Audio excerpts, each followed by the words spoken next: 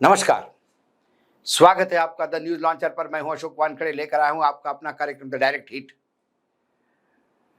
जब ये आप कार्यक्रम सुन रहे होंगे तो तब से 1 घंटा 31 मिनट बाद भारत की तबाही की चिट्ठी जो कल ट्रंप ने जारी की उसका लागू होना शुरू हो जाएगा। कितना नुकसान होगा, कितने की नौकरियां जाएगी, इसका आकलन अभी करना बहुत मुश्किल है। सीधा हिट हमारे जीडीपी को, हमारे निर्यात को, हमारे यहां के रोजगार को।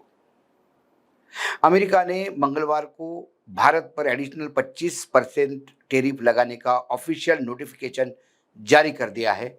आप देख सकते हैं स्क्रीन पर। भारतीय समय के अनुसार टैरिफ बुधवार 27 अगस्त को यानी आज 9:31 पर लागू हो जाएगी। अभी 8 बज रहे हैं जब आप डायरेक्ट हिट सुन रहे हैं।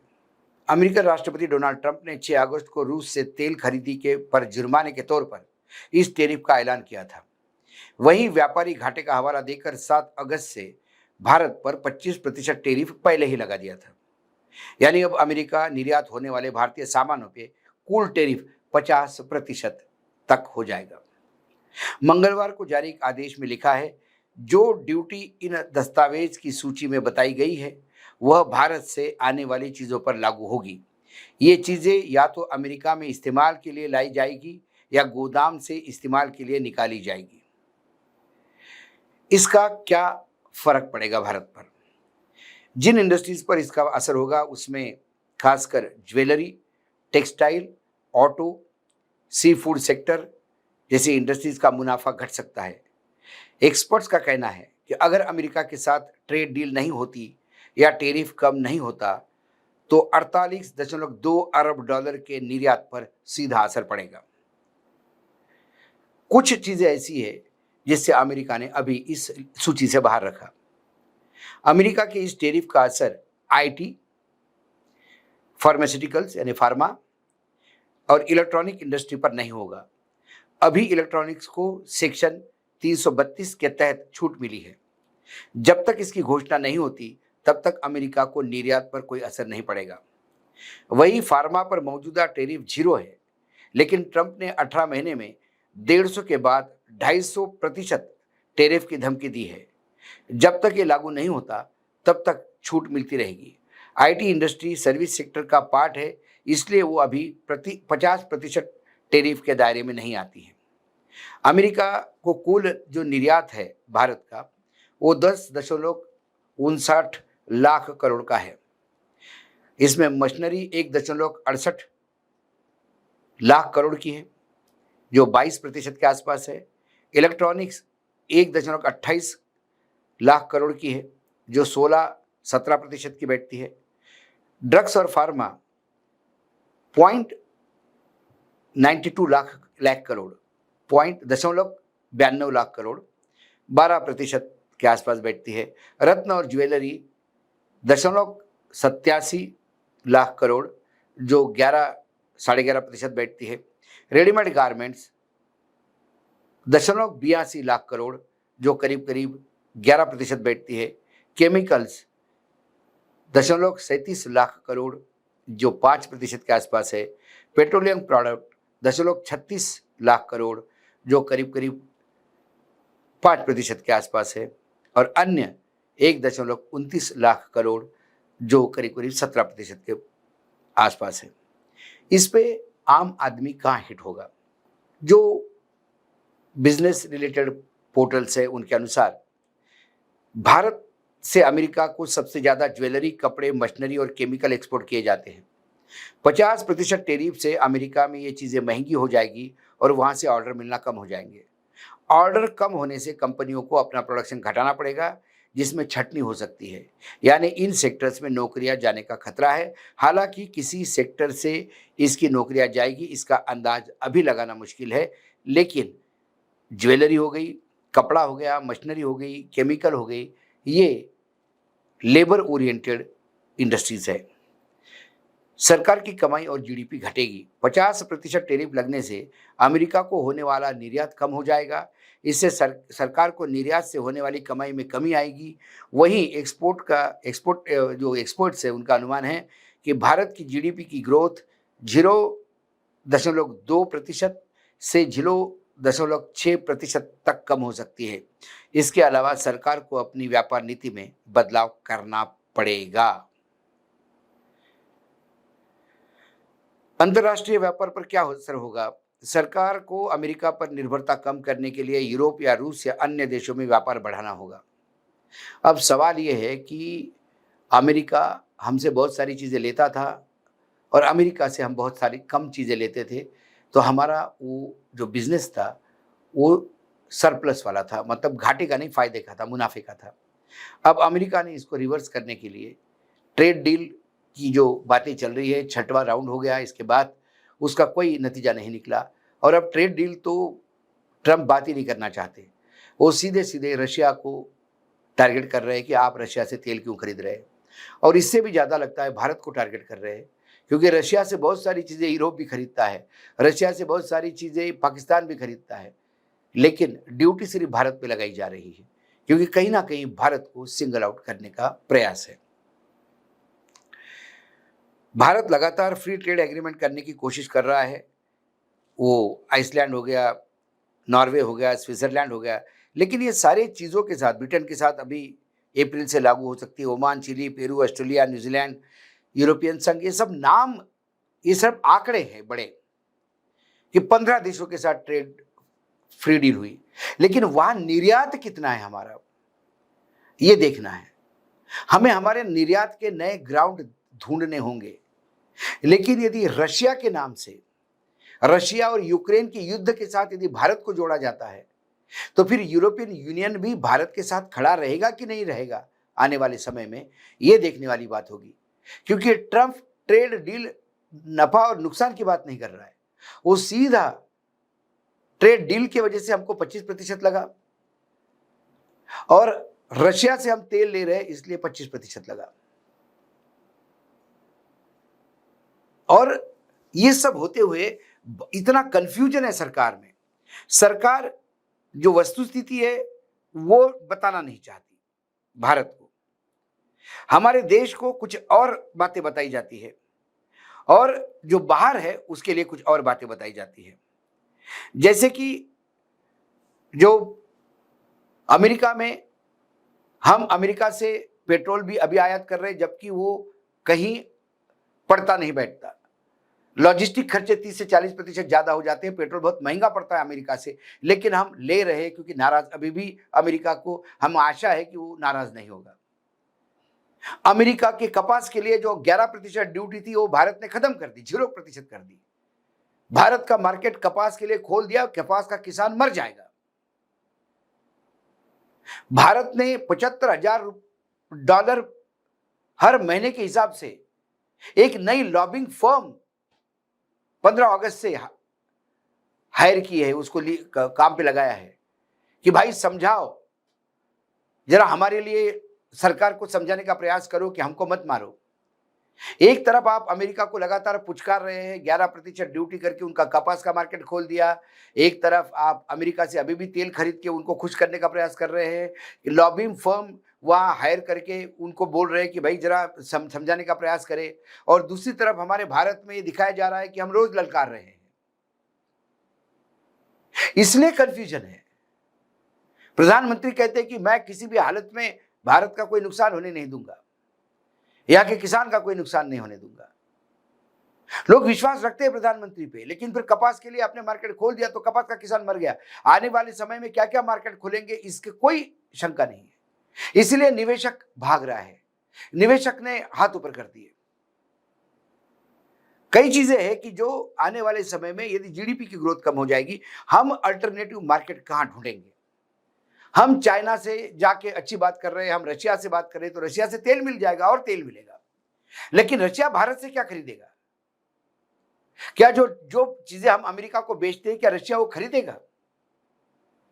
रशिया तेल बेच के पैसा खड़ा करना चाहता है क्योंकि उनको युद्ध के लिए पैसा चाहिए।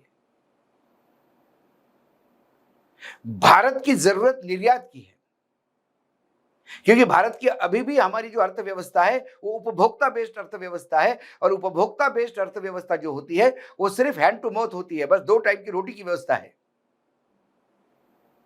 क्योंकि यदि हम भारत का 140 करोड़ लोगों का देश है और यहां से जीएसटी टैक्स कलेक्शन के भरोसे यदि हम चले तो टैक्स का भार लगातार जनता पे पड़ेगा। आज भी भारत की जनता पे सबसे ज्यादा टैक्स है। हम जो कहते हैं कि 2 लाख करोड़ इकट्ठा हो गया, 3 लाख करोड़ इकट्ठा हो गया, 1.5 लाख करोड़ इकट्ठा हो गया, ये जो जीएसटी इकट्ठा होता है ये महंगाई के भी चलते हैं। और फिर हमारा इंपोर्ट का बिल बहुत बड़ा है, जो हम आयात करते हैं, तेल खासकर आयात करते हैं, इसका सब्स्टिट्यूट हमको नहीं मिल रहा है। हम ईरान से तेल लेना हमने बंद कर दिया है, क्योंकि अमेरिका कहता है कि मत लो। अब अमेरिका कहता है रशिया से मत लो। कहीं ना कहीं हम एक ऐसे कुचक्र में फंस रहे हैं, क्योंकि वही देश तरक्की करता है, चाहे चाइना तरक्की कर रहा हो या एक समय जापान ने बहुत, हिरोशिमा नागासाकी के बाद जो बर्बाद हुआ जापान, वो फिर से उठ के खड़ा हो गया और एक समय था पूरे विश्व में मेड इन जापान का बोलबाला था।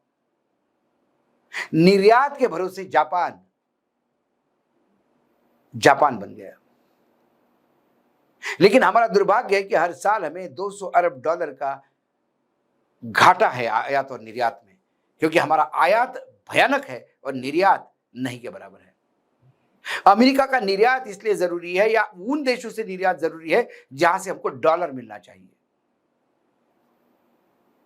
सरकार लोगों को बताती है कि हमने ट्रेड डील किया, जिस राज्य के साथ, जिस देश के साथ ट्रेड डील किया वहां हमारा कितना निर्यात होता है, देखा जाए तो बहुत कम।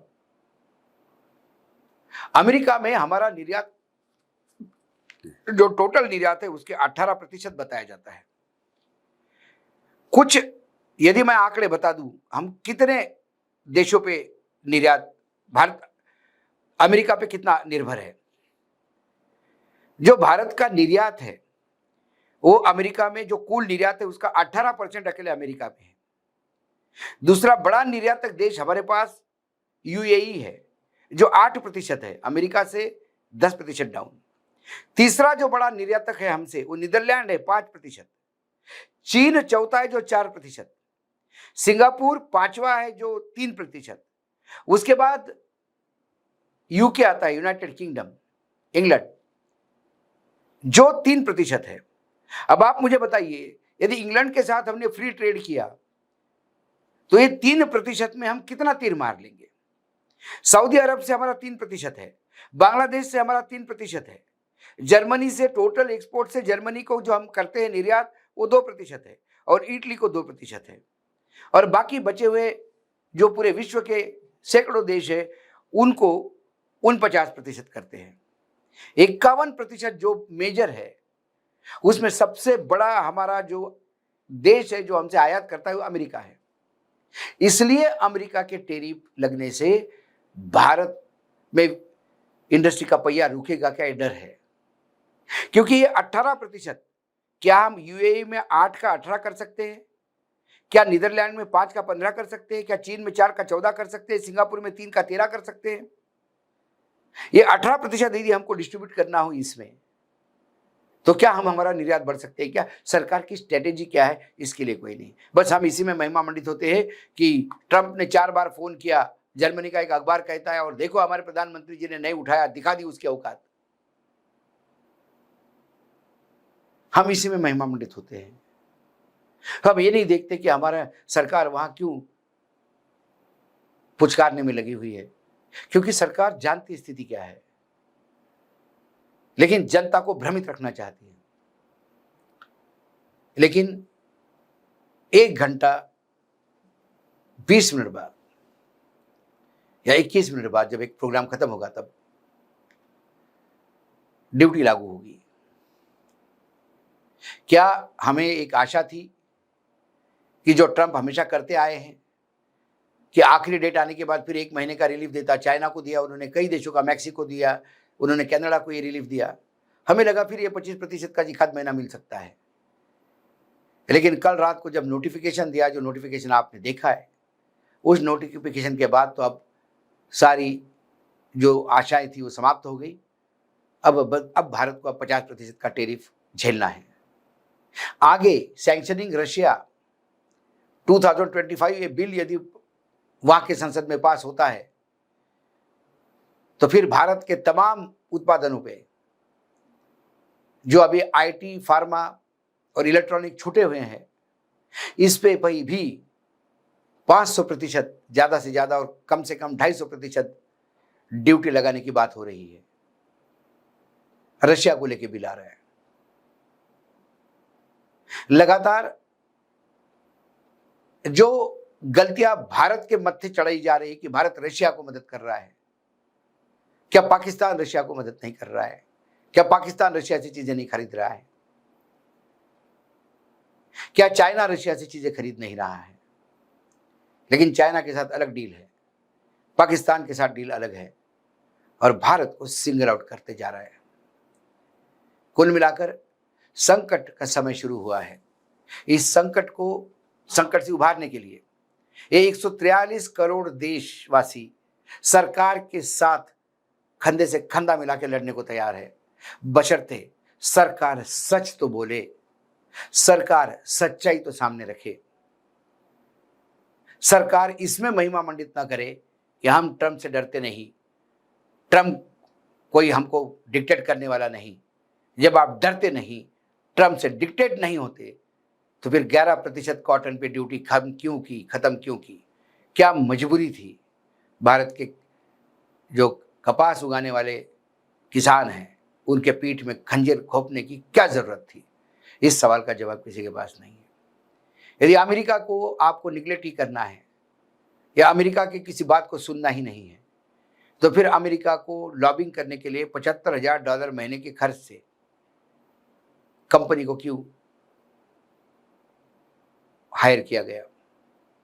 कोई जवाब नहीं। एक बात अमेरिका में जाके मीटिंग में करते हैं, भारत में आके दूसरी बात करते हैं। इसी कंफ्यूजन के चलते ना निवेशक का विश्वास सरकार पे है। हम पे भी कई लोग सवाल पूछते हैं कि आपको अपने प्रधानमंत्री पे विश्वास? बिल्कुल है, और प्रधानमंत्री पे खूब विश्वास है। जब प्रधानमंत्री बोलते मैं देश के किसानों का भला चाहता हूं, मैं किसी भी कीमत पर, मेरे व्यक्तिगत नुकसान की कीमत पर भी मैं किसान का नुकसान नहीं होने दूंगा, तो फिर जो कपास के किसान हैं वो कौन से मंगल ग्रह से आते हैं, या पाकिस्तान या बांग्लादेश से आते हैं? वो भी तो भारतीय हैं, वो भी तो गुजरात के हैं, वो भी तो महाराष्ट्र के हैं, कर्नाटक के हैं, मध्य प्रदेश के हैं, आंध्र तेलंगाना के हैं, वो भी तो आप ही के किसान हैं। फिर उनका नुकसान कैसे होने दे रहे हैं आप? सोयाबीन तेल की आयात करके आपने ये देश के सोयाबीन पूरे सेक्टर की मिट्टी कर दी। क्यों करने दी आपने? किसके लिए? आप लड़िए तो देश साथ में लड़ने को तैयार है। आप लड़ने का नाटक करेंगे देश में और वहां जाके सरेंडर करेंगे तो देश किसका साथ देगा और देश क्या करेगा? सवाल यह है। आज डायरेक्ट हिट में इतना ही। कल फिर आता हूं किसी विषय के साथ, तब तक के लिए नमस्कार। देखते रहिएगा द न्यूज लॉन्चर।